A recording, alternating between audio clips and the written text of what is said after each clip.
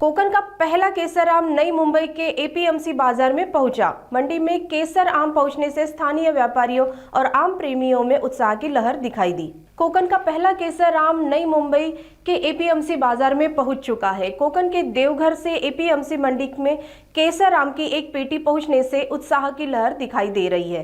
पिछले साल किसानों को 90 दिनों का सीजन मिला था, लेकिन इस साल बारिश के कारण उन्हें केवल 60 दिन ही मिलेंगे, जिसमें आम का उत्पादन और बिक्री प्रभावित हो सकती है। व्यापारी सूत्रों के अनुसार हर साल फरवरी के महीने में आम का सीजन शुरू होता है, लेकिन इस साल मौसम के कारण आम का सीजन मार्च तक खिंच गया है। व्यापारियों का कहना है कि 8 से 10 दिनों में और आमों की पेटियां एपीएमसी बाजार में पहुंचेंगी, जिसमें बाजार में और बढ़ावा मिलेगा। परंतु यंदा केशर या जातीनं यंदा त्याचा मुहूर्त झालेला आहे। वाघोटन मधले एक शकील मुल्ला नावाचे प्रगतिशील शेतकरी आहेत देवगड तालुक्यातले, त्यांनी आज ही आंब्याची पेटी पाठवलेली आहे आणि येणाऱ्या 8-10 दिवसामध्ये त्यांच्याकडे जवळ अशा 10 ते 15 पेट्या आहेत। ते आता येत्या 8 दिवसामध्ये त्या सुद्धा पेट्या मार्केटमध्ये विक्रीला येतील।